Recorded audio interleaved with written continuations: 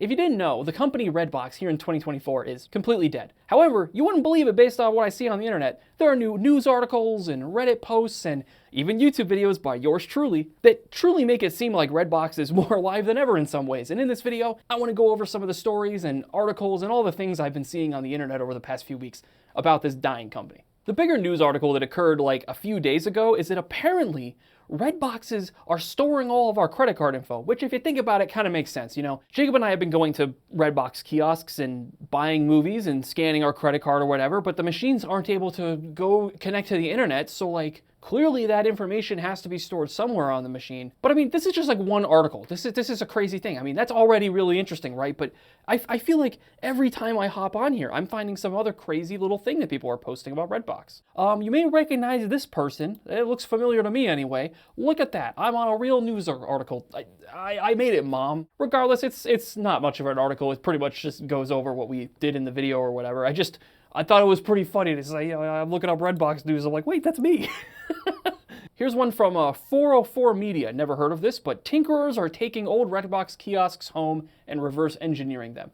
We talked about this actually like 2 weeks ago. There are people on Reddit, the r/Redbox subreddit. This one right here. Yeah, I've seen quite a few people on this subreddit talk about like working on kiosks at home and stuff. Very interesting. I really hope these people aren't just taking the kiosks.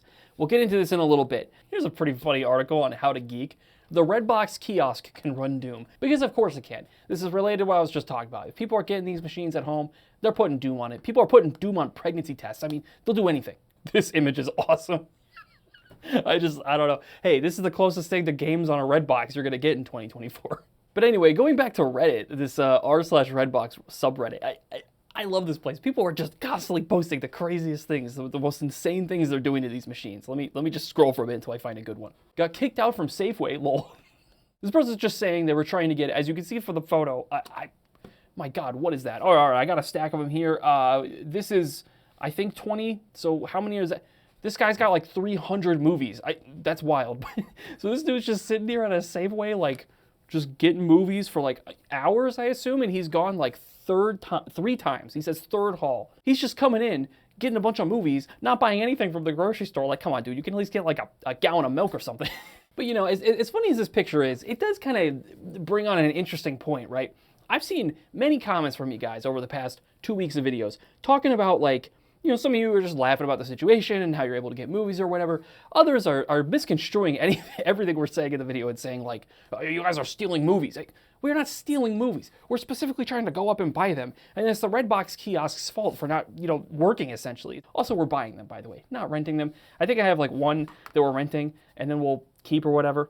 I'll get more into that in a bit because the terms on that, by the way, you might not know, but if you rent something for long enough, you own it anyway. So I'll get back to that in a bit. But going back to this picture, this guy is clearly not intending to buy all these movies. He's clearly just trying to take advantage of the fact that the machine isn't going to charge him. That is a different intent. I think that that's not quite right. And the reasoning is a little complicated. Let me show you. So there's this guy down here, this OK Recognition 6727. Now, everything he says here, maybe it's right, maybe it's wrong, I don't know. I think this is a reasonable, based on everything I've seen, I think this is a reasonable summary of all of the events that have transpired in the legal system regarding Redbox over the past couple months. He says, from what I've read, Chicken Soup for the Soul still owns the Redbox kiosks. Chicken Soup for the Soul couldn't make payments to creditors and employees. At the time of filing, they had $1 billion in debt. So, Chicken Soup for the Soul is the company who owns Redbox. They are the ones who filed for bankruptcy. Technically, Redbox didn't do that, but you know, they're owned, so they're involved essentially. They, as in Chicken Soup for the Soul,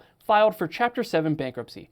The bankruptcy court changed the filing to Chapter 11. That was in July, and they were ordered to liquidate their assets. So they own Redbox.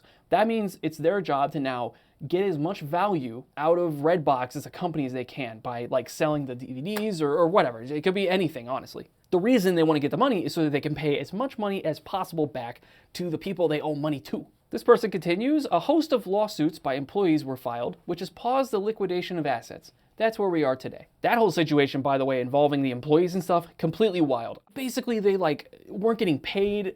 They weren't allowed to use their insurance. There was a whole host of things. So, but here's where we get into another issue, right? If they're not able to liquidate the assets, they can't get rid of the kiosks, they can't sell the movies or whatever. What are all the grocery stores and stuff supposed to do with these kiosks? They just sit there, they take up space. The space is money essentially, and they cost money because they take power to run, obviously. It's actually a really funny article. There's Media Play News. Big box retailers grapple with costs associated with abandoned Redbox kiosks. Walgreens in August filed a court motion seeking the right to remove kiosks bolted into concrete and reportedly weighing as much as 900 pounds each. And you guys wonder why I'm not going to go get one.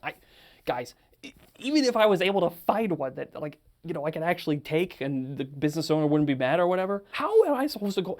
Sure, I'll just go casually lift up a 900-pound object and throw it in my Miata.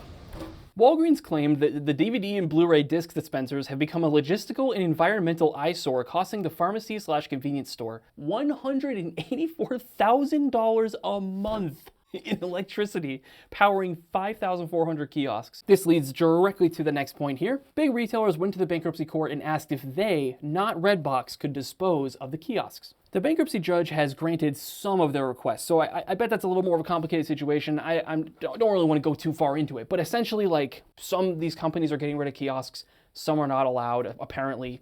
I don't know. So I think that explains why, honestly, we're still seeing so many sitting around, because I think a lot of companies just don't want to deal with it. This part's pretty funny. Former employees have been selling the discs used for stocking the machines on eBay. And again, it's morally speaking, I can't really argue with them, because it's okay, you work for Redbox. They suddenly just stop paying you, and you're left with hundreds and hundreds of DVDs, sometimes thousands, depending on, what exactly you were doing. They continue. I think as of October 2024, Chicken Soup for the Soul still owns the machines, the movies inside of them, and all IP associated with the machines. I want to be very clear. We went to all the red boxes, we put our credit card info in there willingly.